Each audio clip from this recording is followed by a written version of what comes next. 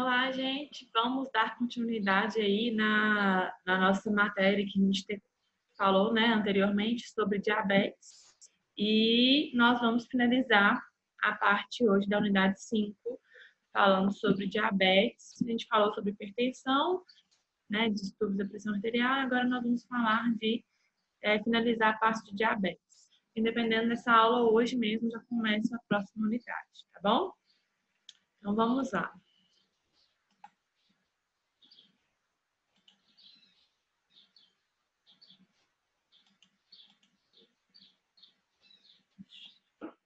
Então, na aula passada, nós falamos o que é diabetes, falamos, né?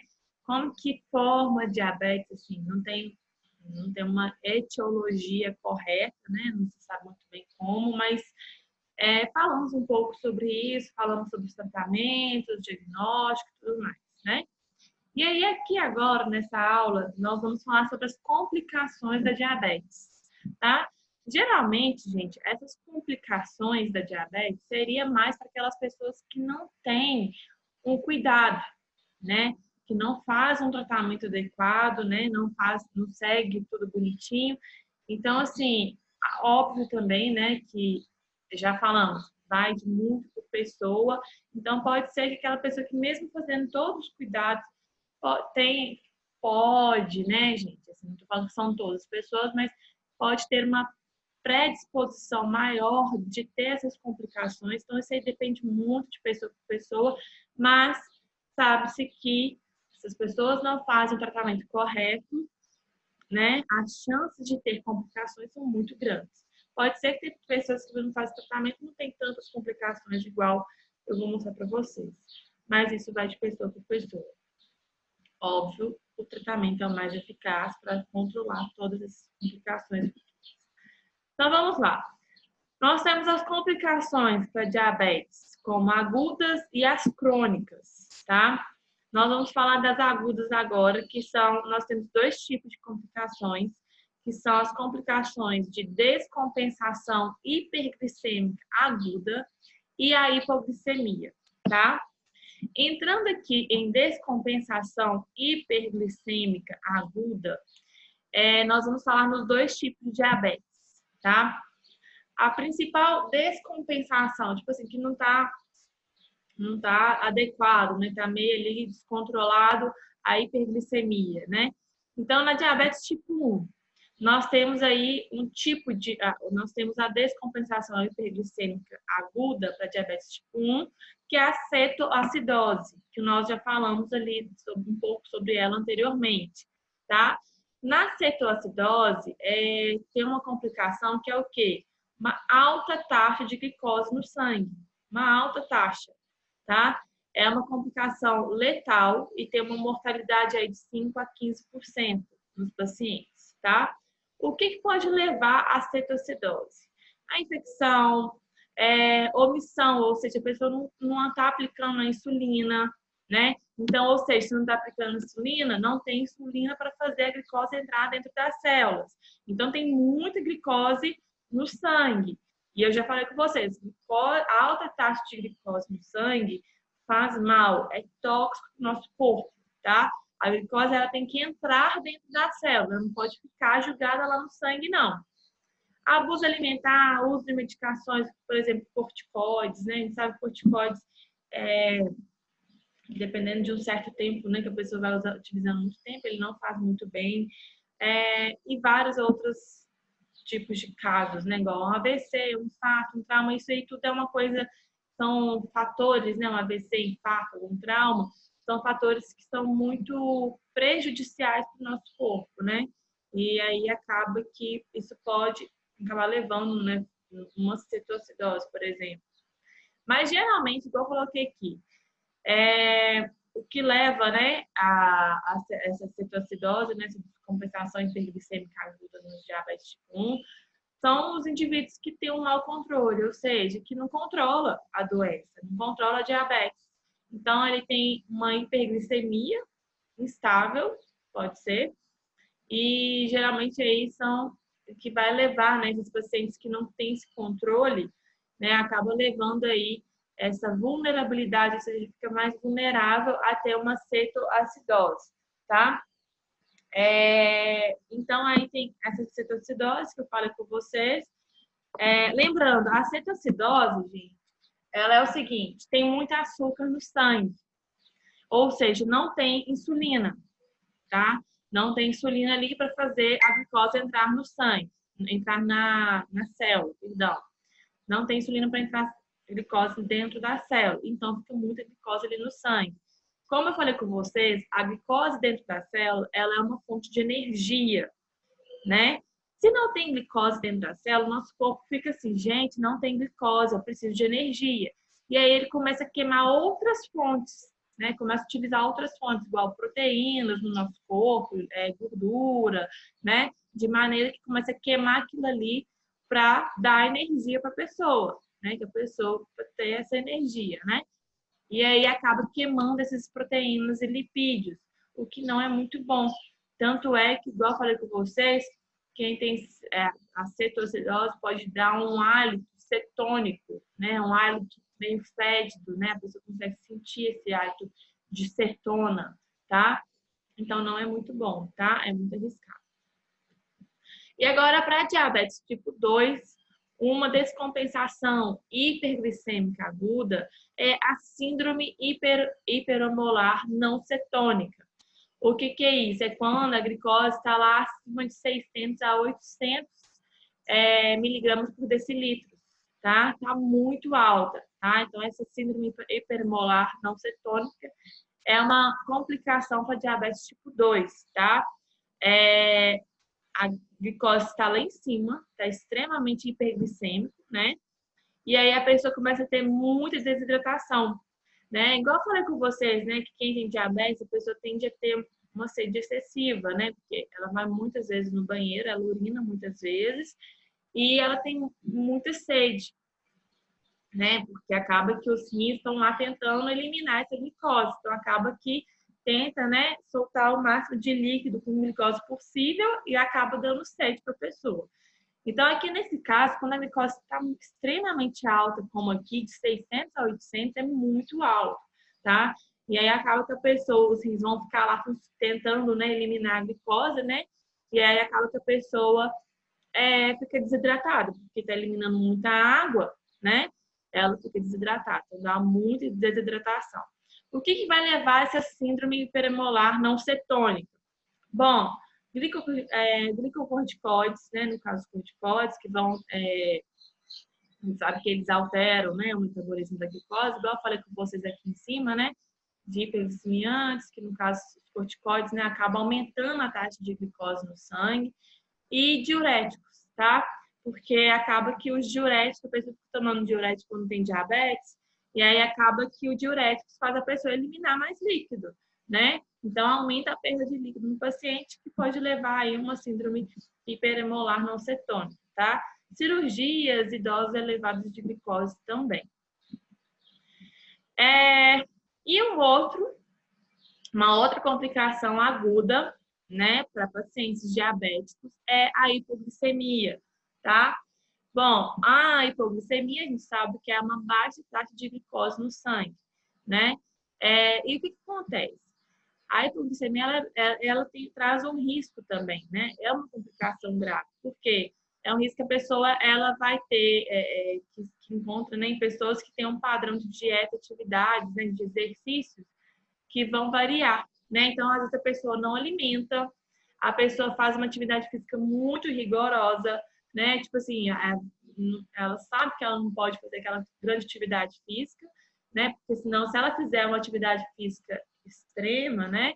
Ela vai queimar aquela glicose que custou entrar dentro da célula, né? Aí queima toda aquela energia que a pessoa tem, né? Aí acaba que a taxa de glicose desce, fica aí com hipoglicemia. Indivíduos que utilizam antidiabéticos orais ou insulina inadequadamente, ou seja, às vezes vai usar usa até demais, né? Insulina ou hipoglicemiante também, que são medicamentos. Como sintomas, esses pacientes vão ter aí tremores, taquicardia, pode ter até essa questão neuroglicopênica, que são compulsões e delírios, tá? Como tratamento é da glicose, tá? Tanto oral ou endovenosa para esse paciente. Por quê? Hipoglicemia, baixa taxa de glicose no sangue, né? Ou seja, tem baixa glicose ali para as células, né? Para entrar dentro das células. Então, o tratamento é da glicose, tá? Para levantar a taxa de glicose, tá? Agora entrando em complicações da diabetes crônicas, tá? Que são graves, né? Lembrando, sempre lembram, a glicose fora da célula que está lá andando no meu sangue, ela é tóxica, ela faz mal, gente. Ela ataca, a glicose não é que ataca, né? Mas ela faz mal para os vasos sanguíneos, principalmente, né? A glicose que está andando lá nos meus vasos sanguíneos está solta, que não entrou na célula, ela pode fazer mal para os vasos, para a parede dos vasinhos, né? Para a parede das artérias, por exemplo. E aí nós temos, né, como uma complicação crônica, são as microangiopatias e as macroangiopatias, tá? A gente sabe, gente, quando o paciente é diabético, se ele precisa fazer uma cirurgia, tem todo um cuidado para esse paciente, né? Por quê? Você vai fazer uma cirurgia, ou se o paciente machuca, principalmente o pé, por exemplo, ele vai machucar algum vaso, né? E esse vaso, o paciente que tem essa taxa de glicose no sangue, né? Esse açúcar, às vezes é difícil para ele curar, sabe? Cicatrizar. É muito difícil, porque o vaso está meio enfraquecido devido a essa taxa de glicose no sangue, né? Porque a glicose, o açúcar, faz mal para os vasos, né? Bom, então aí nós temos essas microangiopatias, que são aí uma diminuição da circulação sanguínea nos pequenos vasos, né? Devido aí ao seu estreitamento ou alguma obstrução, tá? Então, assim, a glicose lá afetando, né? A parede dos vasos, acaba que eles podem estreitar, né? Ou chegar até obstruir, fechar, ou obstruir devido ali, porque a gente sabe que a diabetes, ela pode auxiliar numa aterosclerose, ou seja, acúmulo de placa de gordura na parede das artérias, pode auxiliar dependendo nos trombos, então pode acabar tendo uma obstrução dos vasos, de maneira que o sangue, né, que tem que ir lá para o meu olho, não consiga chegar lá no meu olho. Então aí vamos supor, se tem essa diminuição aí ou obstrução daquele vaso, né, nesses pequenos vasos sanguíneos que a gente tem aqui, por exemplo, na minha retina, aqui no meu olho, são vasinhos bem fininhos, né? Por isso a gente fala microangiopatias, que angio entra essa questão vascular, tá? Então, micro de pequenos vasos sanguíneos. Então, por exemplo, se está afetando aqui na minha retina, num vaso sanguíneo aqui na minha retina, a pessoa pode ter uma retinopatia. Ela pode até ficar cega, dependendo. Pode afetar aqui, ó, os vasinhos sanguíneos finos que estão lá nos meus rins. E a pessoa tem uma nefropatia, tá? Ou também pode afetar os vasos sanguíneos finos, lá pequenos, né? De médio, de pequeno calibre, que a gente fala. Afetar lá no meu sistema nervoso. No meu cérebro, por exemplo, a pessoa tem uma neuropatia, tá? Aqui nesses casos, a pessoa pode perder a visão, pode ter até uma insuficiência renal, ou dependendo, pode ter até um AVC, dependendo da situação, tá? E as macroangiopatias, no caso, quando a gente fala de macro, aqueles vasos maiores, tá? Então, eu coloquei aqui, ó, diminuição da circulação sanguínea nos vasos de maior calibre, que são maiores, são vasos maiores, né?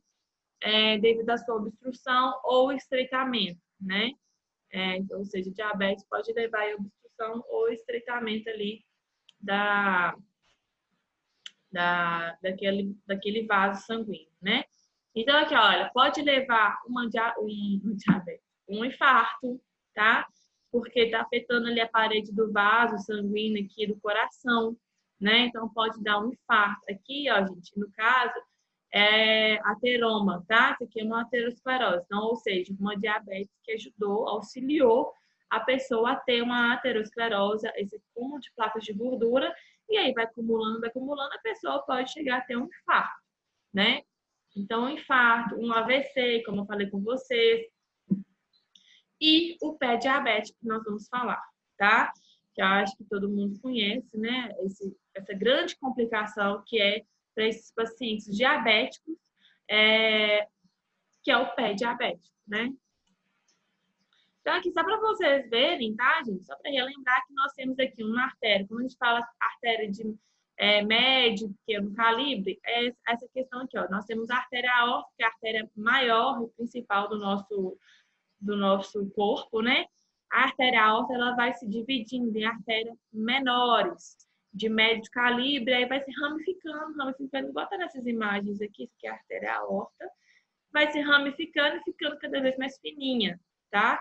Para mandar ali o sangue para as nossas células e com oxigênio, aquela coisa toda. Bom, então entrando aqui em pé diabético, né? O pé diabético é uma complicação extremamente grave, né? É uma complicação crônica, tá? É uma macroangiopatia, como eu falei com vocês. Tem que ser feito ali, tá? No pé diabético. Toda vez que um paciente que tem diabetes tem que estar avaliando, né?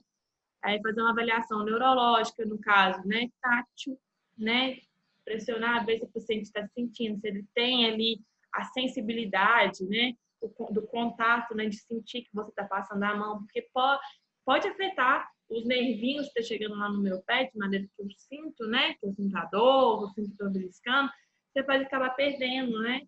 Essa sensibilidade, porque às vezes a própria taxa de glicose pode afetar os nervinhos que estão ali, tá? Então tem que estar fazendo uma avaliação neurológica, tá? Fazer uma sensibilidade, no caso, né?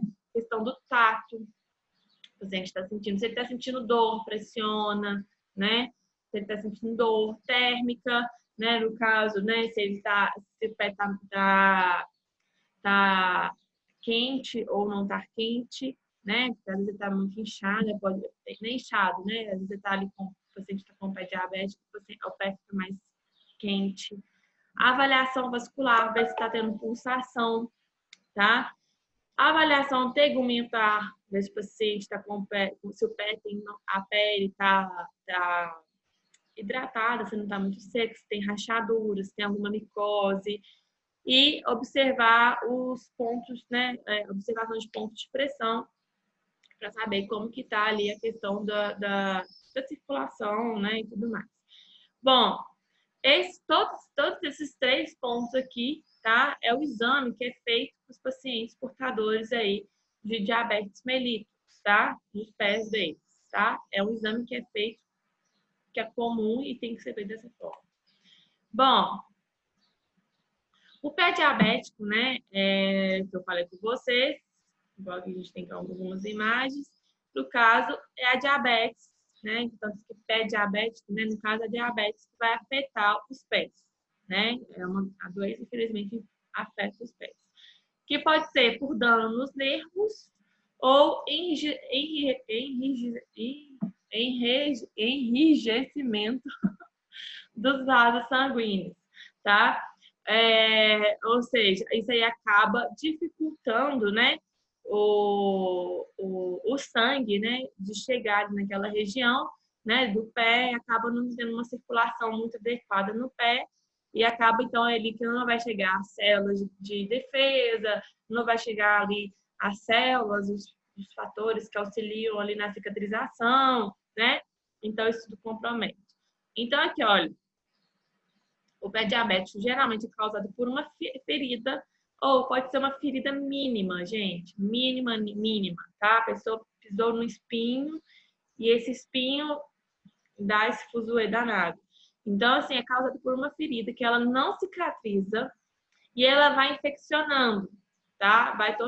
Acaba tornando ali uma úlcera diabética. A pessoa pode ter necrosar esse pé, tendo que amputar, tá? Então, aqui, olha. O diabetes, né, que está no caso que eu falei com vocês, que estão afetando ali os nervos, né, que é a diabetes neuropática, né, está afetando ali os nervos, e aqui no caso, né, nos pés, está afetando ali os nervos dos pés, né. A gente sabe que a gente tem nervos no nosso corpo inteiro. Como a gente tem os vasos sanguíneos, nós temos nervos também, porque é os seus nervos que vai me mandar lá se estou sentindo a dor, né? Se estou sentindo quente, se estou sentindo frio, tudo isso aí, tá, gente? Então, diabetes aqui neuropática, ou seja, diabetes está afetando os nervos. Igual eu falei, vai ter um aumento, um aumento normal do açúcar no sangue, e aí esses nervos, né, como eu falei, eles vão ser danificados por por esse açúcar que está ali no sangue. A pessoa, ela perde a sensibilidade, tá? E aí, quando a lesão ela não é tratada, ela vai evoluindo para gangrena até chegar ali na questão da amputação mesmo do pé ou até mesmo da perna, tá? Bom, e a diabetes vasculopática, no caso, são os danos nos vasos sanguíneos, né? Que aí os vasos sanguíneos eles vão estreitar e acaba reduzindo ali a quantidade de sangue, né? Com os nutrientes, os oxigênios ali para as células que estão ali no meu pé, tá? Então, nós temos esses dois tipos. Aqui, só para vocês verem a evolução, né? Aqui teve uma leve lesãozinha, né? No pé diabético, no paciente que tem diabetes. E aí não vai cuidando, né? Não trata, né? Porque às vezes ele nem sente que ele tá com ferida no pé. Que às vezes a própria doença, né? Já afetou os nervos, né? E a pessoa, ela não sente que ela machucou o pé. Por isso, quem tem diabetes tem que estar olhando o pé constantemente. Porque às vezes ele nem sabe que machucou e aí vai evoluindo, tá? Então, machucou, vai evoluindo ali por uma úlcerazinha superficial, uma úlcera profunda, até chegar no abscesso, na gangrena, e aí ter que a gangrena pegar o pé inteiro e amputar. Aqui nesse caso aqui, já tem que amputar, né, gente? Nesses casos aqui é extremamente grave, tá? E aí, aqui, ó, sintomas do pé diabético. Bom, o paciente ele vai ter ali uma sensação de dormência ou formigamento nos pés, tá? Que essa questão de dormência, formigamento, é os nervos mesmo que estão sendo afetados. Frieza, palidez ou cianose, né? Que vai dar essa coloração meio azulada aqui nos pés. Presença de hiperemia, né? Vermelhidão, inchaço, o pé começa a dar uma inchada, porque está afetando os vasos sanguíneos, né? Não sei se você sabe que os vasos sanguíneos ali tem outros tipos de vasos que estão ali junto com os vasos sanguíneos, que auxiliam, né, na drenagem ali, né, da água, do sangue que estão ali entre as células, então acaba levando um inchaço. Então, se os vasos sanguíneos estão sendo afetados, né, acaba que pode auxiliar no inchaço, aumento de temperatura, então vai ficar mais quente o pé, dor e gangrena, tá? Aqui só mais algumas imagens para vocês verem, né? Aqui estágio, né, bem grave, gangrena, aqui as úlceras, né? Bom, a melhor coisa para quem tem diabetes é sempre prevenir, né, de se ter um pé diabético, né? Porque, igual eu falei, não tratado, né? Ou dependendo da situação, às vezes tem que amputar mesmo, tá? Então, o que você pode ser feito, né, para prevenir que isso aconteça? Modificar o estilo de vida. A gente sabe que o fumo ele é extremamente, né, tóxico, né, que afeta, né, o nosso corpo, né, não só a questão da diabetes, mas ele afeta todo o nosso corpo, né, a gente sabe que o fumo libera substâncias tóxicas para o nosso corpo que afetam as paredes dos vasos, evitar bebidas alcoólicas, fazer atividade física, ter uma dieta restritiva e adequada e atentar para deficiências nutricionais, né? Estou precisando ali de nutrientes. Verificar os pés todos os dias. Lavar os pés com água morna e sabonete suave. Isso é independente para o paciente que se tem, se não tem um pé diabético, ele tem que lavar os pés com uma água morna, sabonete suave. Verificar a temperatura da água com as mãos ou com o cotovelo. Secar os dedos cuidadosamente. Procurar assistência de saúde em sinais de infecção, como algum inchaço, drenagem, vermelhidão, calos, arranhões, unha encravada, febre ou calafrio, tá? Informar isso, assistência de saúde. Cortar as unhas cuidadosamente em formato quadrado, sem machucar os cantos, sem tirar cutículas, tá? Não usar lixa, raladores ou lâminas, nem raspadores elétricos ou produtos químicos para tirar os calos, tá, gente? Usar sapatos confortáveis, evitar sapatos abertos nos dedos e no calcanhar, usar meias limpas e evitar as versões ásperas e de elástico apertado, então de maneira que tem que ser uma meia bem confortável. Nunca andar descalço, checar o interior dos sapatos antes de calçá-los e evitar a exposição ao sol sem protetor solar, tá? Para não ter nenhuma queimadura. Ou seja, de maneira que você evite de qualquer jeito, né, a pessoa machucar e isso aí levar aí todas essas complicações que a gente falou. Bom, e nós temos aqui, eu acho que você deve ter tido essas aulas, mas nós temos aqui os curativos para o pé diabético, tá? Então, aqui nós temos sempre, né, quando for fazer um curativo, né, sempre lavar bem as mãos, reunir e organizar todo o material a ser utilizado no curativo, levando em consideração a cobertura que vai ser utilizada, né, que foi prescrita pelo médico, pela enfermeira. Colocar o paciente em posição confortável em um local com boa iluminação, explicar o que vai ser feito. Apoiar o membro afetado sobre uma bacia cirúrgica, calçar as luvas, lavar o ferimento com soro fisiológico em jato, sem muita pressão, tá, gente? Remover os tecidos desvitalizados com o uso de gases úmidas ou secas, tá? E friccionar suavemente. Em caso de muita sujeira, pode se associar ao sabão líquido hospitalar, tá? Aqui nós temos aqui um tecido desvitalizado, para vocês verem. O desbridamento cirúrgico instrumental deve ser realizado pelo médico com anestesia no ambulatório ou no centro cirúrgico e pelo enfermeiro, tá? Aplicar coberturas conforme o tipo de lesão, se vai ser seca ou, né? Ou com secreção, se está infectado ou não, então vai depender de qual tipo de cobertura que vai ser utilizada. E tampar a lesão com gaze fina, atadura, micropore ou esparadrapo, tá? Aqui para vocês verem. Aqui eu coloquei, né, algumas das substâncias que podem ser utilizadas aqui para fazer o desbridamento, a limpagem, né, e tudo mais. Nós temos aqui, deixa eu ver, que é o carvão ativado com prata, que ele tem ação bacteriana. Aqui, ó, o que é muito utilizado é o hidrocoloide, né, que ele é impermeável à água, bactéria e vírus. Isola o leito da ferida no meio externo, evita o ressecamento e a perda de calor, mantém o ambiente limpo, úmido. Ele é bastante utilizado a cada 7 dias. A troca, né, é a cada 7 dias, ou quando houver presença de fluido na ferida. O hidrogel também, papaina, tá? Isso aqui eu não vou ficar passando muito para vocês, porque eu acho que vocês já tiveram uma aula disso, de queimaduras e de feridas, né, em alguma matéria, tá? Então é isso, gente. Agora, eu vou começar uma nova matéria, que é a unidade 6. Vou colocar aqui.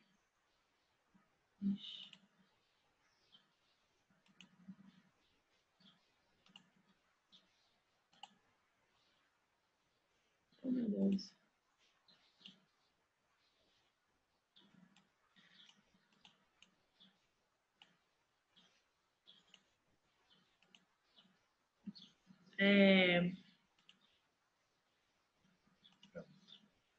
Água.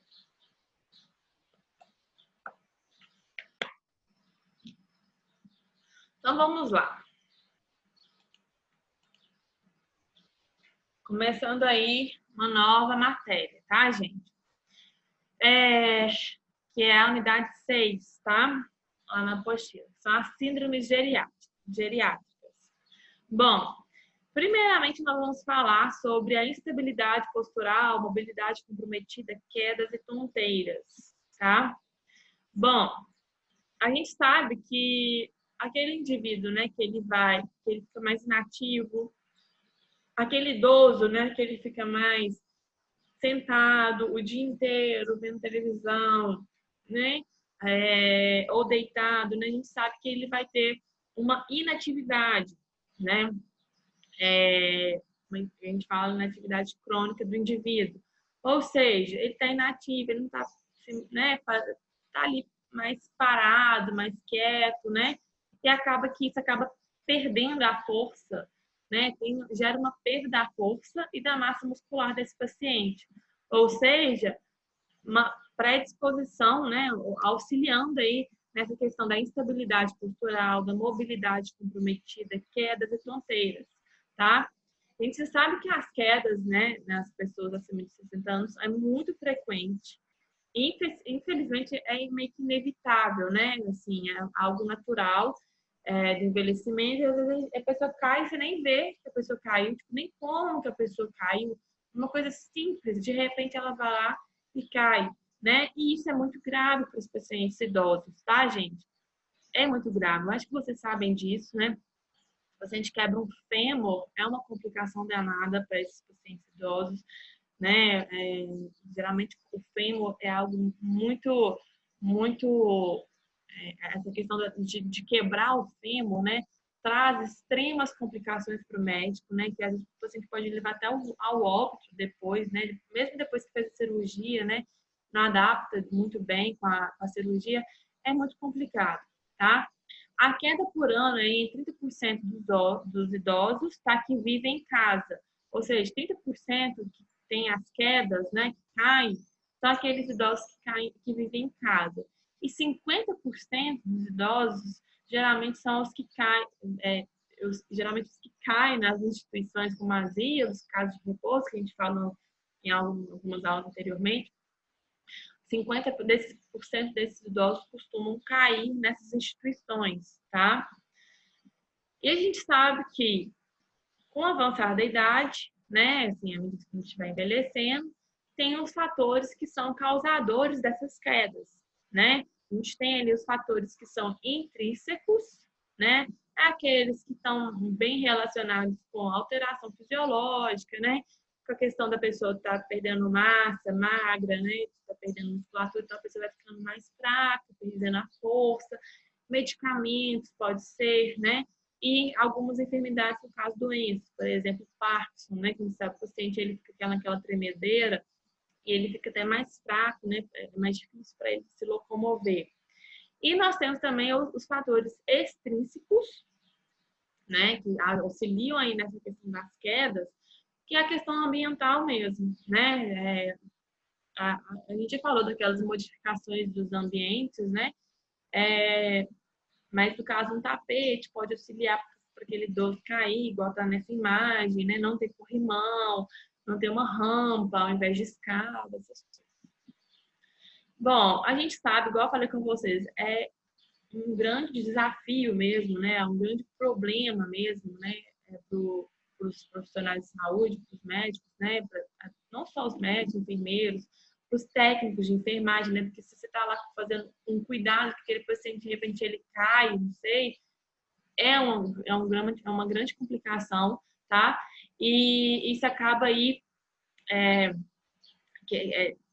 sendo difícil de tratar, né, para esses idosos, né, se quebrou algum membro, não só o fêmur, mas o braço, né, demora um tempo a mais para cicatrizar, né, e a gente sabe que essas quedas, esses traumas acabam levando aí as limitações para os idosos, né, insegurança e o medo, né, fica com medo de ir ali fazer alguma coisa, né, porque tem medo de cair, né, então acaba ficando mais sentado, mais quieto, né, e aí acaba tendo essa reclusão, essa limitação nas atividades habituais, tá?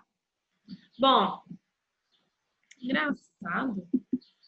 Engraçado. Por que ele não tá... Ah, não. Ai, não sei, não tô entendendo por que tá com esse trem preto aqui, gente. Não, tá bom, vamos lá. E aqui, quais são as alterações da mobilidade e quedas, né, que ocorrem? O que leva a essas alterações de mobilidade e quedas, né? Que pode auxiliar o paciente cair, ter essas quedas, né, ter essas alterações da mobilidade mesmo, né? Bom, disfunções motoras, né? algum problema motor mesmo, pode vir de doenças, pode vir, né?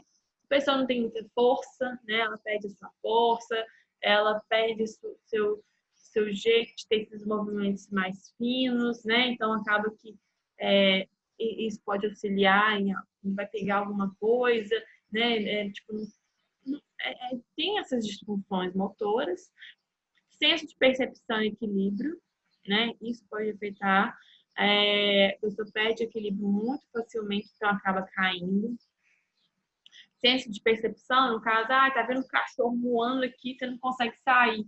Você não é mais lento, você entende que o cachorro está vindo, que você pode cair. Então, assim, acaba quando o cachorro já vê, você já caiu, né? E o déficit cognitivo, que no caso aí são as alterações do processo de informação, que no caso a pessoa está meio assim, já entrando naquela questão que nós vamos falar sobre demência. Não quer dizer que a pessoa está demente, mas já tem um déficit cognitivo, né, que está afetando ali a cabeça da pessoa. Então fica meio difícil para ela se situar e tudo mais, tá? Você fala com ela que não passa por ali, tá? Passa por aqui. Às vezes ela não entende muito bem, acaba passando por ali e acaba caindo, tá? Bom, outra coisa, nos pacientes idosos, né, a gente sabe que vai ter nós sabemos que as amplitudes, né, a gente fala que a amplitude dos movimentos reduzidos com a idade, né? A questão, os movimentos são mais lentos, né? Às vezes não consegue fazer tais movimentos que ele dava conta anteriormente, né? Então tem uma amplitude dos movimentos reduzidos, movimentos são mais lentos, né? Não consegue fazer certos movimentos igual dava conta. Modificação da marcha, passos, no caso, né?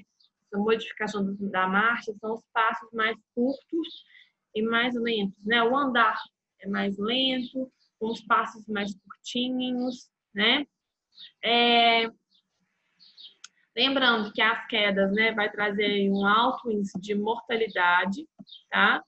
Redução na capacidade funcional e institucionalização precoce dos idosos. Os idosos caem, aí a família vai lá, ai meu Deus, caiu. Não tem como eu ficar olhando ele aqui, não, vamos colocar ele no asilo, alguma coisa assim. Então acaba tendo essa questão desse aumento da institucionalização, tá? Ambiente residencial também pode aumentar o número de quedas, tá? Se não tiver todas as modificações ambientais que nós falamos aí. Então, aqui, olha, essa aqui vocês já sabem, o ambiente residencial, ele aumenta os riscos, sim, né? Questão da luminosidade, às vezes, né, o chão irregular, às vezes um taco de madeira ali, ele não está posicionado corretamente, ele soltou, então pode tropeçar e cair, não ter corrimões na escada, né? Às vezes até, não sei, ter algum método de maneira que auxilie ali o idoso a subir, né? Ou alguém, né? Outra coisa que pode auxiliar até na questão das quedas, né, são as tonturas, tá? A pessoa, quando ela fica tonta, pode vir por diversos fatores. Não só os idosos também, mas nós, né, as pessoas mais jovens, pode vir por diversos fatores. Mas é muito comum dos idosos, pode vir por disfunções mentais, algum problema mental mesmo, que a pessoa fica meio zonza, alguma síndrome mal diagnosticada, né? Pode ser, às vezes o paciente tem, não sei, alguma síndrome. Ai, não tá me vindo na cabeça agora. Mas algum problema mesmo que não foi diagnosticado, alguma doença, né? Que não foi diagnosticado corretamente. E aí o paciente fica tendo essas tonturas. Então ele não está tratando aquilo ali, né? E aí acaba levando aí tonturas. Aqui no caso a gente está falando do envelhecimento, né? Então é muito importante para aqueles pacientes que têm essas tonturas fazer um diagnóstico, gente. Tem que fazer um diagnóstico do porquê o paciente está ficando tonto, né? Pode ser que o paciente está com um tumor e você não sabe, só porque está ficando tonto, um tumor na cabeça, né? Então tem que fazer um diagnóstico, tem que fazer um tratamento disso aí, tá? Bom, agora entrando em incontinência urinária, tá? Não sei se vocês já tiveram uma aula sobre incontinência, né? Mas só para a gente entrar um pouquinho, assim, bem rapidamente na anatomia. Bom, aqui nós temos uma bexiga, né? Lembrando que a bexiga é ela que armazena a urina e aí a gente elimina a urina pela uretra, né? Bom, existe uma coordenação aqui. Existe uma coordenação entre a bexiga e o esfíncter, que é um músculo, né? Que ele, igual eu coloquei aqui, funciona como se fosse uma válvula que fecha a uretra, impedindo a saída da urina. Então, aqui, olha, aqui nós temos a bexiga, aqui nós temos a uretra, e aqui é o, né, onde a gente vai eliminar. A gente elimina a bexiga, a uretra, e vai sair o xixi, né? A urina. E aí, aqui nós temos, né, o esfíncter, tá? Que é a musculatura ali, um músculo, né, que funciona como uma válvula, que fecha e abre, né? Então, quando você quer urinar, vou lá no banheiro. Aí, o que acontece? Esse esfíncter, né, ele abre de maneira que a urina passe. Logo depois que você terminou de fazer, né, o seu xixi, a sua urina, né, de urinar, esse esfíncter fecha, né? E aí, tá, você passa o seu dia a dia e a sua bexiga tá aí ali enchendo de urina, né? Enchendo de urina. Até que chega um momento, ai, tô com vontade de ir no banheiro. Vou lá no banheiro, esfíncter abre, urina passa, né? Urina desce, passa e é eliminada. Depois terminou de urinar, esfíncter fecha. Então fica nessa coisa, né? Essa coordenação, tá? Uma bexiga, né, ela enche ali em torno de 400 a 600 ml de urina, tá? Esse que é o valor, né, correto, sem que tenha perdas urinárias, ou seja, um paciente que não tem continência urinária, ele consegue guardar de 400 a 600 ml de urina, tá? Aqui, ó, só para vocês verem, na fase de enchimento, quando a bexiga está ali enchendo de urina, o esfíncter a bexiga está relaxada, né? Está enchendo, e o esfíncter está contraído, está fechadinho ali, tá? Quando vai esvaziar, né? Na fase de esvaziamento da bexiga, é necessário uma coordenação entre a contração do músculo da bexiga e o relaxamento do esfíncter. Ou seja, então, quando vai esvaziar a bexiga, vai lá urinar, né? Vai ter um relaxamento do esfíncter, o esfíncter vai abrir, né? E a bexiga ela vai, né, fazer uma contração de maneira que empurre, igual está nessa imagem, empurre a urina para o meio exterior, para fora, tá? Aqui, só para vocês verem, né, uma bexiga com o esfíncter forte, tá? Aqui, ó. Aqui tá, a urina não tá enchendo aqui, o esfíncter tá fechadinho aqui, o canal da uretra, ó. Fechou o canal da uretra. O esfíncter, esse músculo, ele pressiona a uretra de maneira que feche. Quando o esfíncter está fraco, gente, que é o que leva à incontinência urinária, né? Fica dessa forma aqui, ó. Ele não consegue fechar. Tanto ó, tá até meio atrofiado, olha, o músculo. Ele não consegue fechar a uretra corretamente. Então, acaba que a pessoa tem uma incontinência, fica liberando ali gotículas de urina, tá? Então, aqui, ó, a incontinência urinária é uma perda da urina involuntária em quantidade ou frequência suficiente para originar ali um desconforto, perdão, social ou problemas de saúde, tá? Então, acaba que leva esse desconforto mesmo e pode levar a problemas de saúde, infecções, né? Que a gente vai ver. Então, a incontinência urinária é a perda da urina involuntária, tá? Em quantidade, né? Ou em frequência. Como causas, né? Nós temos aqui uma causa crônica, que no caso vão ser problemas mesmo na questão dos órgãos, né? Uma hiperatividade do detrusor, do músculo, né? O músculo ele vai ficando, a pessoa fica fazendo muita força para fazer urina, para urinar, e aí acaba que ele vai ficando mais enfraquecido por esforço, defeito anatômico, diversas causas, tá? E a aguda nós temos aqui, né? A incontinência urinária aguda, né? Pode vir de problemas de glicose, né? Hiperglicemia, hiperpotassemia, no caso, alta taxa de sódio, de potássio no sangue, diabetes, vaginite, alguma infecção na vagina, hipertrofia dos tecidos periuretrais, né? Da região lá pélvica e vaginais, pode vir de depressão, fármacos, medicamentos, pode vir de alguma infecção no trato urinário sintomática, né? Então, isso aqui é incontinência vinda de causa aguda, tá, gente?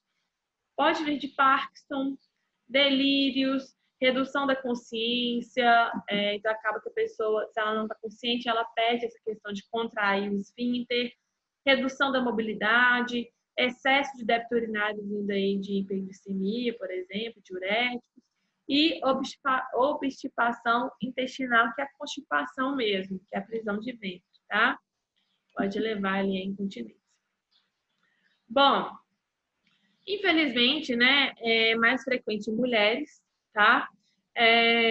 Porque a mulher tem um assoalho menos resistente que os homens, né? E porque as mulheres têm ali, né, questão de partos vaginais e doenças ginecológicas, né, que podem ali auxiliar a se ter uma incontinência. É mais frequente em idosos, né? A gente sabe disso, né? Tanto é que o idoso geralmente tem que usar uma fralda, né?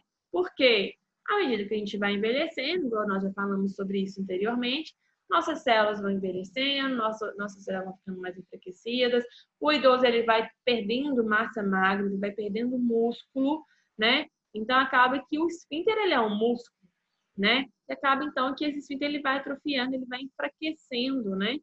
Então não tem tanto esse controle. E aí isso aí geralmente vai ser 50% dos idosos, né? Lembrando, gente, não isso é de idoso para idoso, tá? Pode ser que tem pessoas que vai ter incontinência muito mais cedo que outra pessoa, né? Então isso vai de pessoa por pessoa, tá? Bom, a infecção, a incontinência, né, urinária, ela pode levar a infecção do trato urinário, tá? A gente sabe que pode dar infecções, a pessoa fica eliminando urina e fica ali acumulando na calcinha, fica sujando naquele trem sujo, né? Então tende a ter mais infecções, você tem que lavar mais constantemente, né? A região pélvica mesmo.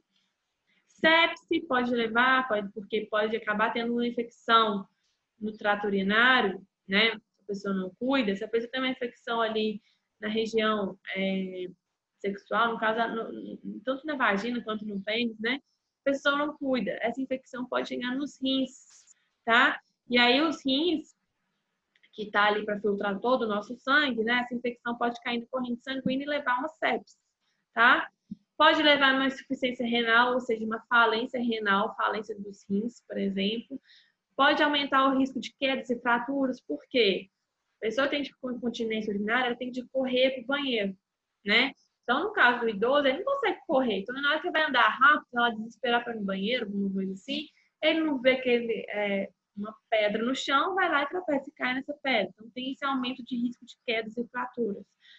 Tem a questão da assadura, formação de feridas, né? Se não está ali limpando, cuidando, higienizando corretamente. E tem a questão da psicossocial, que é a depressão, isolamento, vergonha, né? Que pode trazer aí para esses pacientes com incontinência. E aí nós temos os tipos de incontinência, tá? Nós temos a incontinência urinária de urgência, que é a mais comum, a mista, a total ou funcional, a de esforço e a paradoxal, tá? E aí nós vamos falar de cada um. Bom, nós temos a de urgência, que geralmente ela afeta aí 60% aí de ambos os sexos, feminino e masculino, tá? A urgência nada mais é que uma perda urinária com desejo súbito e incontrolável de urinar, tá? A pessoa, ela tem uma vontade forte, repentina de urinar, né? Que isso aí vem ali das contrações da bexiga. E aí acaba tendo aí eventuais vazamentos de urina antes de a pessoa conseguir chegar ao banheiro. Então a pessoa, ela sabe que ela tem que urinar, dá vontade de ir no banheiro, só que tá tão apertada, que acaba que ela começa a urinar antes de chegar ao banheiro, tá?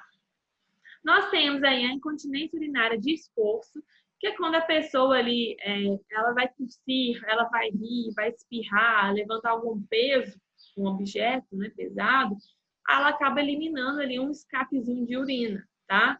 Então, igual eu coloquei aqui, pequenos jatos, tá? Geralmente afeta aí mais mulheres do sexo feminino, né?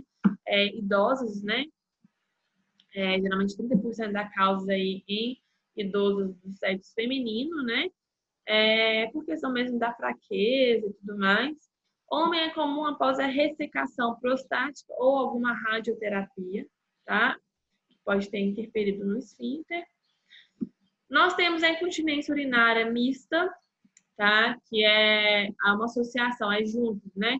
É uma incontinência urinária por urgência e uma incontinência de esforço. Então, a gente fala de mista, que são as duas, né?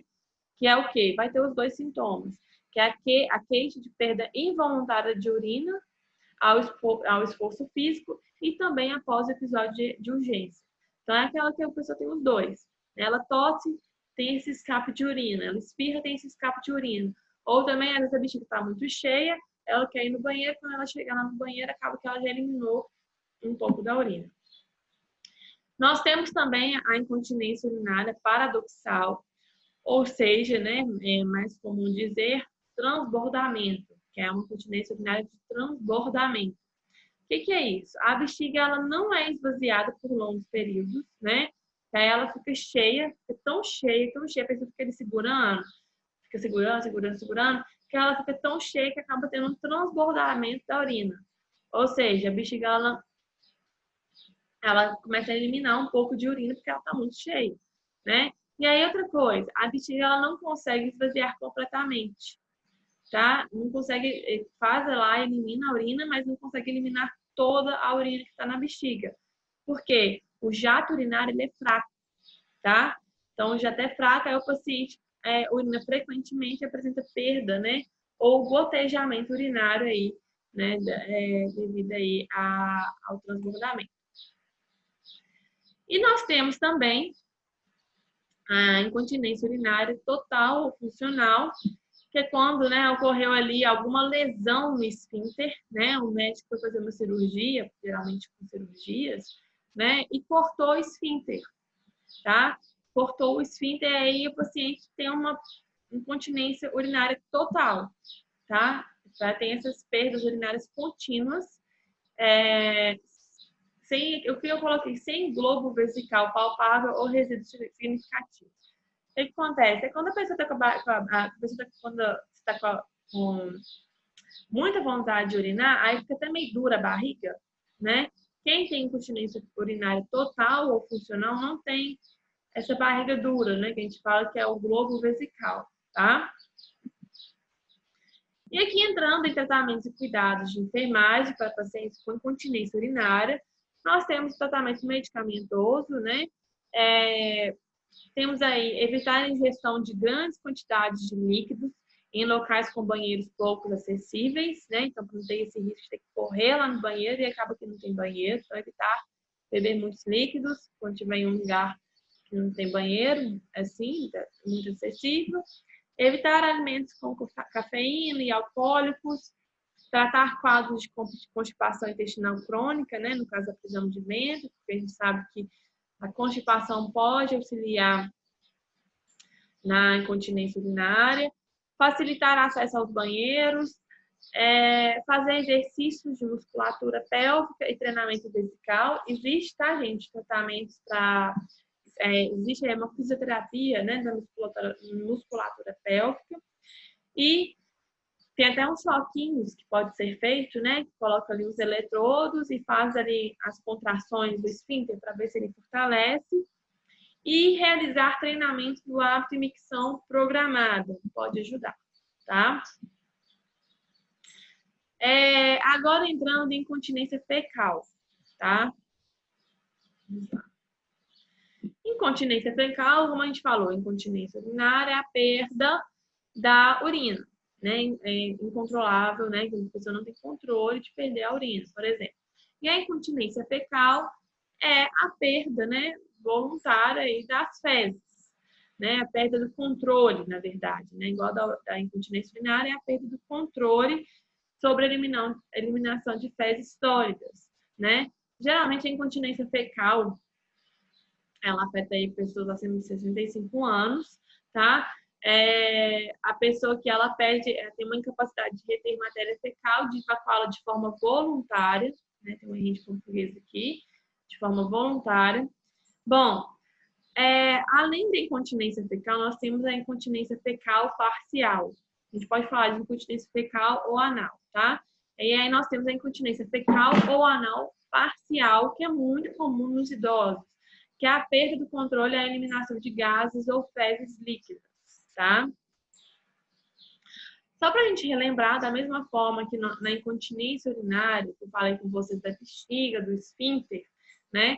Na incontinência fecal, na questão da anatomia, nós temos também um esfíncter, né? Para controlar ali quando eu quero eliminar as fezes ou não, né? Se quer segurar, se não quer segurar, por exemplo, né? Então, aqui na incontinência fecal, só para a gente mostrar aqui para vocês, nós temos aqui uma parte do intestino, né? O reto, no caso, né? O intestino grosso. Isso aqui é o esfíncter, né? Controlando ali a abertura e o fechamento, tá? Só para me relembrar uma coisa para vocês, relembrar não, para falar, né? O que acontece? O esfíncter, ele vai lá, abre, fecha. Só para vocês lembrarem, quando a gente fala do esfíncter, gente, ele está interligado com o nosso sistema nervoso. De forma inconsciente, né? Ele avisa quando você tem que abrir e quando você tem que fechar. Quando você está com vontade de ir no banheiro e quando você não está com vontade. Então, quando tem que ficar fechado, quando tem que ficar aberto, tá? Só para vocês saberem disso. Bom, como causas da incontinência fecal. Nós temos aí diarreias constantes, a pessoa que tem muita diarreia, ou aquelas pessoas que estão tomando muito lactopurga, né, por exemplo, né, ela pode ter no futuro, né, uma incontinência fecal. Diabetes pode levar a uma incontinência fecal. É igual eu falei, diabetes afeta os vasos, que acaba que tem vasos sanguíneos ali nos músculos, levando sangue ali para os músculos, né, para dar energia para os músculos. E aí os músculos não estão recebendo ali sangue corretamente, aí acaba que vai atrofiando, vai perdendo ali sua função. Doenças autoimunes? Pode, né? Por exemplo, nós temos doenças como deixa eu pensar. O Parkinson. Não, é Parkinson não. Mentira. Parkinson não. Uma esclerose múltipla, né? Que é uma doença que está afetando os nervos, e os nervos estão controlando o esfíncter lá, e aí acaba que perde, né, o controle do esfíncter porque os nervos estão morrendo, né, na doença da esclerose múltipla. Pode ser? Então, doenças autoimunes, síndrome do colo irritável, que é o intestino irritável, que a pessoa às vezes tem muita diarreia, tá? Então, acaba que pode levar futuramente a ter uma incontinência fecal. E algumas doenças inflamatórias intestinais, né? Alguma infecção, a pessoa que tem muita infecção no intestino, né? Infecção intestinal, pode ter, no caso, uma incontinência fecal. Outra coisa também, doenças inflamatórias, poderia ser uma doença de Crohn, não sei se você já ouviu falar, nós vamos ver isso em clínica na enfermagem, né, que é uma inflamação no intestino grosso, tá? Também pode. Bom, como diagnóstico, pode ser feito ali, pode estar avaliando, né, por operações anais mesmo, abdominais, que avalie como é que tá. Passado obstétrico, né, a história mesmo do paciente, a consistência das fezes, a frequência que o paciente elimina as fezes diariamente, percepção da vontade de evacuação, né, a pessoa tá lá assim, meu Deus, com vontade. Aí ela começa a analisar isso, quando que ela consegue controlar, né, o esfíncter lá no intestino. Dores, sangramento, se tem alguma evacuação incompleta, né, a pessoa elimina e ainda ficou, percebe que ainda precisa eliminar mais. E desidratação também, tá? Como tratamento, cuidados da incontinência fecal, nós temos aqui a questão clínica mesmo, para aliviar os sintomas, que o médico vai passar os medicamentos, né? Orientação dietética rica em fibras. Pode utilizar aqui medicamentos como antiperistálticos, igual eu falei aqui, né? Que o médico pode passar antiperistálticos. O que é isso, antiperistálticos? O nosso intestino, ele faz os movimentos peristálticos, tá? E aí o médico, ele ele pode passar, o paciente que tem incontinência fecal, fica eliminando muitas fezes, né? Geralmente o paciente tem os movimentos peristálticos talvez mais acelerados, alguma coisa assim, né? E aí acaba que ela tem essa vontade de ir no banheiro constantemente.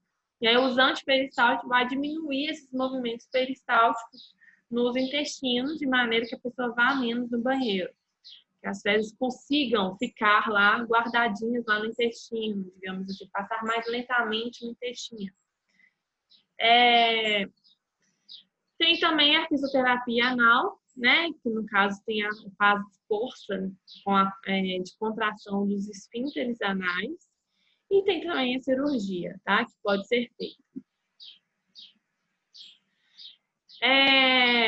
Agora passando aqui em osteoporose, tá? Que acho que todo mundo conhece.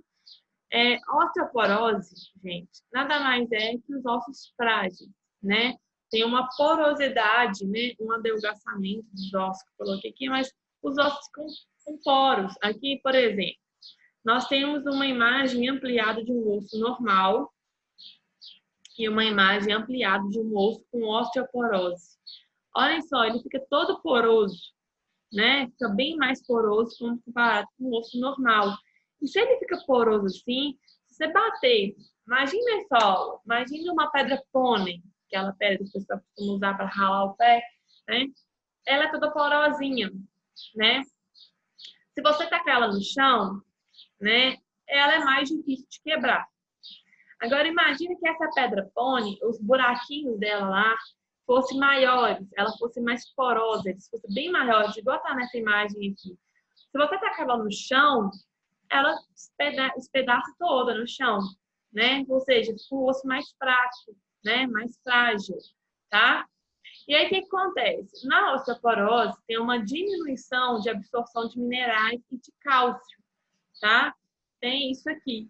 E nos idosos tem essa perda de massa óssea, né? É comum, igual eu já falei com vocês, a gente vai envelhecendo, vai perdendo, as células vão envelhecendo e as células do osso também vão envelhecendo. Então, tem uma perda da massa óssea, tá?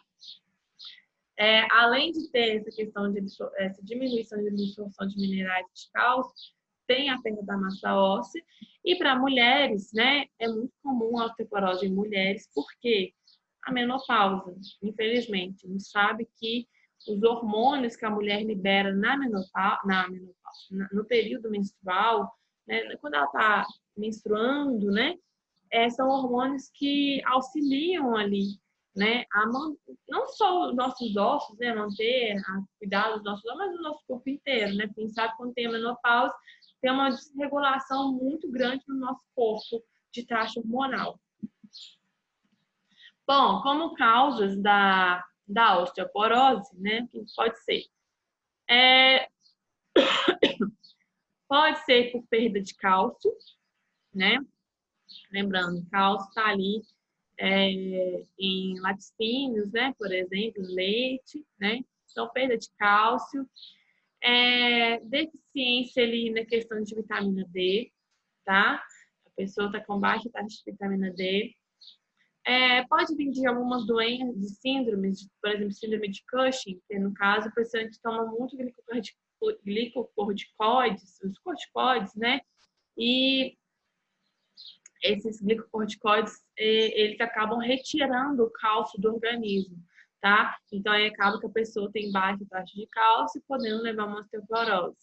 Uso prolongado de cortisona, porque o cortisona destrói as células do osso, tá? E vida sedentária também, tá?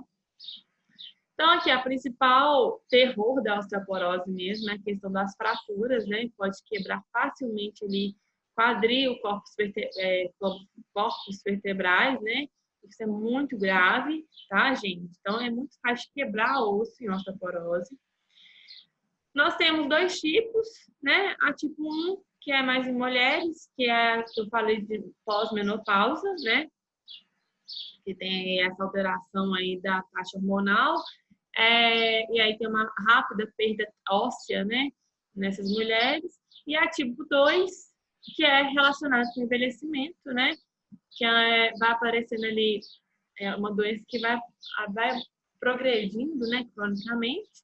E ela aparece por questão de deficiência crônica de cálcio, aumento aí da atividade do paratormônio, que no caso, esse hormônio, né? Esse paratormônio é um hormônio que controla o balanço de cálcio no nosso corpo, então acaba que tendo muito desse paratormônio, né, vai dar uma desregulação na questão desse hormônio, que vai ter um desbalanço do cálcio e diminuição de formação óssea, né? Por questão das células que vão envelhecendo e tudo mais, tá? Bom, aí nós temos aqui a osteoporose secundária, que é uma doença, né, secundária que vai vir de outras coisas, né? Então, o paciente que tem ali diabetes, né, que diabetes pode interferir, quem sabe a glicose, como é que ela é tóxica, então pode afetar os ossos. Então, diabetes, alguma alteração endócrina, por exemplo, que está afetando a questão hormonal, hipotireoidismo, né? Então, está tendo uma desregulação dos hormônios do corpo, né? O paciente tem essas doenças e, consequentemente, no futuro pode ter uma osteoporose vinda aí dessas doenças. Por isso a gente fala osteoporose secundária, tá?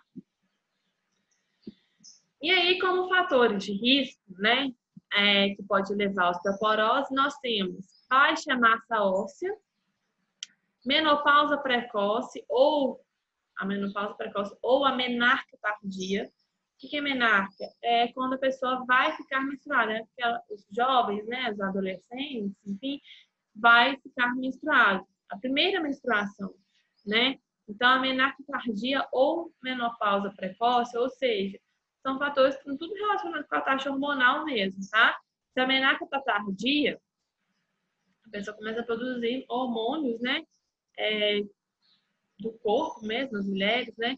Mais para frente, mais tarde, né? A menopausa precoce, então ela perde os hormônios mais precocemente, tá? Uso de corticoides, que eu falei com vocês, os corticoides podem contribuir, né, a osteoporose. Baixo índice, né, de massa corporal, a pessoa muito magrinha, às vezes, né, não se alimenta corretamente. Baixa ingestão de cálcio e alta ingestão de sódio, né? Pessoa que toma muito sal, é muito ruim.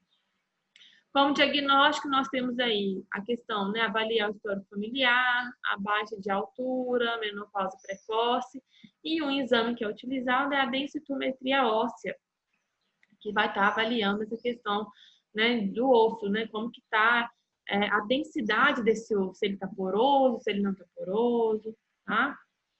Como tratamento e cuidados de enfermagem, bom, sempre movimentar delicadamente o paciente, realizar terapia hormonal durante a menopausa, em casos de alto risco, né, que pode levar à osteoporose, alimentação adequada, rica em cálcio, vitamina D, atividade física, né, de maneira que tenha a prevenção de fraturas, atividades aeróbicas, né, fazer uma caminhada, é muito bom. Orientar o paciente com o uso de calçados antiderrapantes e medicamentos que podem ser utilizados para osteoporose, que são os bifosfonatos, calcitonina, a teriparatide e estatinas também, tá? Aqui, gente, entrando em fraturas, bem rapidamente, né? Nas fraturas, né? É uma ruptura na continuidade do osso. Aí nós temos os tipos de fraturas abertas, né? Que são as fraturas expostas, e as fechadas, né? Pode ser simples ou quando o osso não faz profusão na pele. Então, temos os dois tipos. Lembrando, né? A gente já sabe, já falei isso para vocês constantemente, as fraturas nos idosos, né? É algo muito complicado, né? Tem alta incidência de fraturas em idosos, leva a muitas complicações, tem alto custo assistencial, né? Tem que ter alguém lá com aquele idoso para ajudá-lo, e é um dos principais problemas clínicos e de saúde pública, tá? Lembrando que as fraturas em idosos pode levar à perda da autonomia, à perda de qualidade de vida, pode repercutir entre seus cuidadores e familiares, né? Porque acaba que tem que ter um cuidado especial, tem que mudar toda a rotina daquele paciente, rotina de adaptação, né? Então, é algo que tem que ser avaliado e é muito importante. Como sintomas, né, gente? Isso aí é óbvio, vai ter muita dor, vai ter uma incapacidade funcional de onde fraturou, pode ter um edema, pode ter um hematoma, uma deformidade e um encurtamento da extremidade também, tá? Diagnóstico aí vai ter um raio-x, né? Pode ser avaliado sinais físicos e o que que levou. Você teve, por exemplo, quebrou aquele osso, quebrou meu braço, quebrei o braço. Ah, você que quebrou esse braço anteriormente, né? Então, olha ali um antecedente traumático. Como tratamento e cuidados, a imobilização da articulação no local da ocorrência. Então, imobilizar, evitar o máximo de mobilidade, alinhamento do osso, né? Alinhar o osso corretamente, alinhar de maneira que ele fique, né? O que era antes. Analgésico, anestesia, imobilização do membro afetado, com aplicação de gelo e tração esquelética também pode ser feita, tá? Entrando em distúrbio do sono, bom, o que são problemas, né, que podem levar a distúrbio do sono? Podemos ter aí os distúrbios intrínsecos e os extrínsecos. O que é isso? O intrínseco é aquele paciente que tem uma insônia, né, que vai afetar o sono, uma apneia do sono, uma hipersônia e movimentos periódicos das pernas, né? Então, o que? Uma hipersônia, a pessoa tem que sono constantemente, né? Movimentos periódicos das pernas. O paciente, quando ele vai dormir, fica mexendo as pernas, tá? Pode ser um distúrbio do sono. E extrínseco, no caso, higiene inadequada do sono, né? A pessoa, ela dorme suja, com tudo sujo. Isso pode afetar o seu sono, ter um sono bom. Transtornos ambientais, barulhos, né? Mas hipnótico dependente, no caso, pode ser medicamentos, o paciente que ele é viciado por medicamentos, então aí quando ele tenta parar, ele não consegue dormir porque ele acha que tem que tomar o remédio para dormir. Estimulante dependente e álcool dependente. Nossa, acho que tem que alterar uns errinhos de português aqui, gente. Então, a questão da pessoa que é viciada em álcool, né? Isso pode afetar o sono. Aquelas pessoas que utilizam de hipnose, igual eu coloquei aqui na imagem, né? Também pode ser. Bom, como causas nós temos aí farmacológica, vindo de medicamentos, psicológicas, alterações psiquiátricas, pessoa muito estressada, muito ansiosa, e fatores ambientais. Aquelas pessoas que gostam de ficar vendo televisão até tarde, a televisão é terrível para afetar o seu sono, tá, gente? Celular, né? Como tratamento e cuidados, no caso, tratar doenças que estão associadas, né? Se a pessoa tem uma depressão, se ela tem uma ansiedade. O estilo de vida é muito bom, não usar café, ter uma higiene adequada, fazer uma atividade física ajuda, não beber, não fumar, né? E dependendo dos medicamentos aí podem ser utilizados, tá? Aqui agora, a gente entrando no problema nos pés. Bom, nós temos aqui calos, unhas encravadas, hálocus vago. O hálocus vago é esse calo que dá, que a gente chama de hálocus vago, tá? Que ele dói. Pé cavo, aquele pé que ele é meio torto, sabe? É um pé cavo. Esporão, pode ser, aquele esporão que dá no calcanhar, alguma lesão e o pé diabético, tá? Como tratamento e cuidados, né? Fazer uma higiene desse pé, manter a unha quadrada, sapatos confortáveis é muito importante, tá? É o que a gente viu muito em pé diabético, tá? Mas, assim, o ideal é fazer uma higiene, para não se ter aí uns calos. Calos, na verdade, vai vir muito de sapatos, né? Hálocus vago também, pé cavo, entra na parte da anatomia, mas o esporão também entra na questão dos sapatos. Então, assim, é muito importante fazer uma higienização de sapatos confortáveis e a unha quadrada e lixada, tá, gente? Aqui até errado que pode encravar, certo? É ficar dessa maneira aqui, tá? E agora entrando em pirose, em digestão, tá? O que seria a pirose, né? Nada mais é que a azia, tá, gente? A pirose ou azia, tá? O que acontece? É quando aqui nós temos o estômago, tá? O estômago, e aqui, ó, esse aqui é o esôfago, tá? Quando a pessoa tem pirose, gente, nada mais é que o ácido que está lá no meu estômago, o ácido clorídrico que está lá no estômago, ele vai e regurgita, ele vai aqui para o esôfago e irrita a parede do esôfago, porque ele é um ácido, né? O estômago, ele tem uma proteção contra esse ácido. O esôfago não tem. Então, quando o paciente tem uma pirose ou uma azia, é quando esse ácido, né, ele vai aqui para a parede do esôfago, que machuca a parede do esôfago, dando essa sensação de queimação, tá? E aí, geralmente, o paciente ele vai ter ali uma indigestão, uma dor no abdômen, uma sensação de estômago cheio, enjoos, vômitos, eructações, tá? Pode dar também. Como tratamentos e cuidados, nós temos aí as refeições mais leves, né? Oferecer refeições mais leves, com boa mastigação dos alimentos. Não praticar atividade física, baixar ou curvar-se após as refeições. Evitar chá, café, bebidas alcoólicas, chocolate, comidas gordurosas. Isso ajuda a ter a pirose. Analisar os alimentos ingeridos antes das crises, para evitar os sintomas. Então, sempre avaliar o que você está alimentando.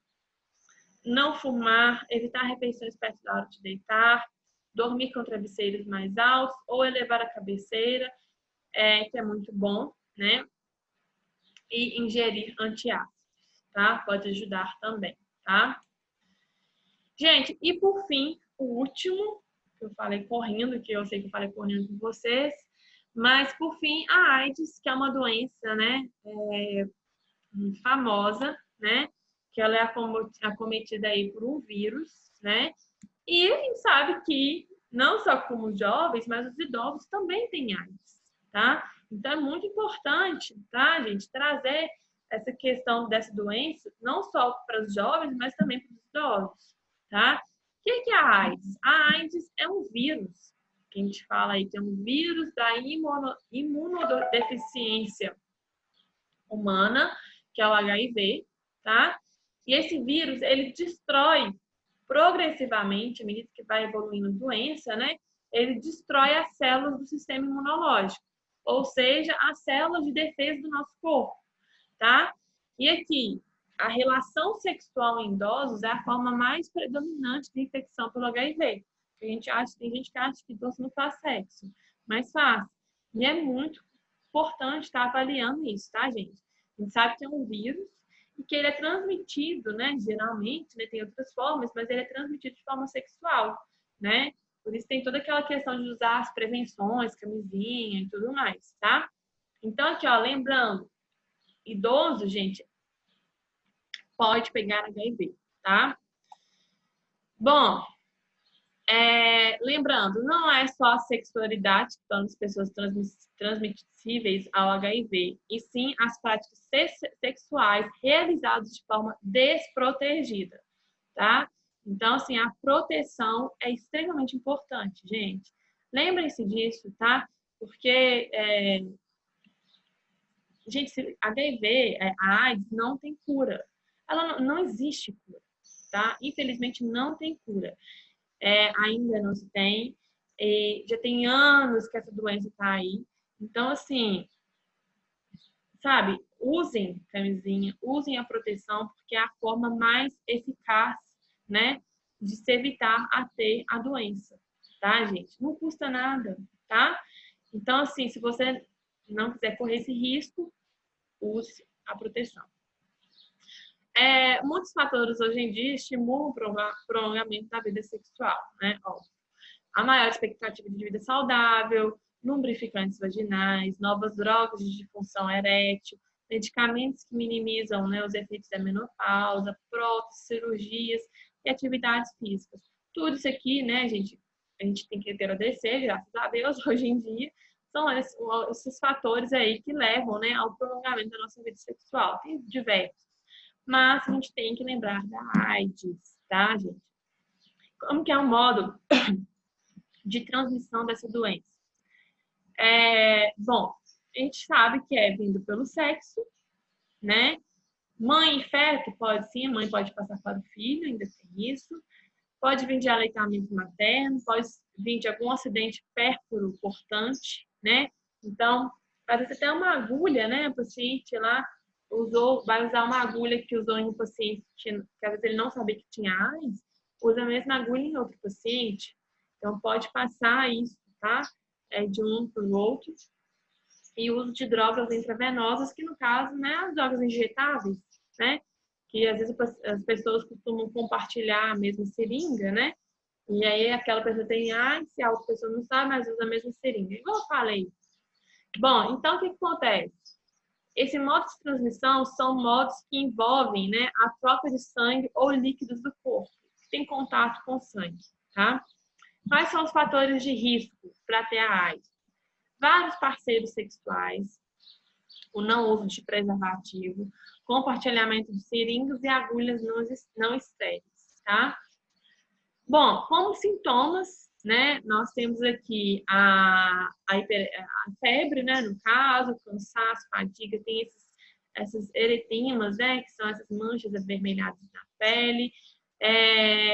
A pessoa ela tem ali dores nas articulações, dores de cabeça, né, um suor excessivo às vezes, dependendo, febre, igual eu falei, tá? Então, esses são alguns dos sintomas que acometem aí a AIDS, tá? Mas o pior mesmo, emagrecimento, a pessoa emagrece também muito rápido, esses eretemas aqui é bem complicado. Como diagnóstico, né, tem ali as técnicas hoje em dia que vão estar avaliando os anticorpos desses pacientes, por quê? Se é uma doença que afeta um vírus que está afetando as células do sistema imunológico, o sistema imunológico produz anticorpos. Então, ele consegue detectar como está essa taxa de produção de anticorpos contra aquele vírus, tá? Antígenos também, está avaliando o vírus, material genético, ou que isolem o vírus, né? Por cultura, que é um método que você coloca o vírus em um meio de cultura, né? Que ali a gente fala que é um meio que tem alimento para aquele vírus, aí você começa a crescer aquele vírus ali. Aí você está avaliando o vírus, tá? Como tratamento, tá? E cuidados de enfermagem, nós temos aqui os de antirretrovirais, que são distribuídos pelo SUS, né? A zidovudina, a lamivudina, tá? Tem esses medicamentos, tem os importados também, que é o abacavir, duranavir, tá? Lopinavir e tudo mais. Bom, lembrando, tem esses medicamentos? Tem, mas eles não proporcionam a cura. A AIDS não tem cura, tá, gente? Não tem, tá? Infelizmente, a pessoa pode ir progredindo, tomando esses medicamentos, mas pode progredindo quando vai ver. Se ela não faz um tratamento adequado, né? Constante, com acompanhamento e tudo mais, isso pode ser um grande problema, tá? Outra coisa, aqui, ó, o tratamento ele não tem cura, porém diminui a quantidade de vírus, com isso o número de células de defesa aumenta, células do sistema imunológico. Infelizmente, quem tem AIDS tem que fazer tratamentos aí contra infecções, né, que é como uma doença que afeta o sistema imunológico, está matando as células nossas, né, de defesa, né, então a pessoa vai ter muito mais infecções, né, porque como gripes, né, ela vai ter resfriados muito mais constantes quando comparado com o paciente que não tem AIDS. Apoio psicológico e orientação em relação aos medicamentos conforme a prescrição, tá? Gente, falei. Mas, assim, eu espero que vocês tenham gostado da aula, tenham entendido. Se vocês tiverem alguma dúvida, vocês podem me perguntar, tá bom? Um grande abraço aí para vocês.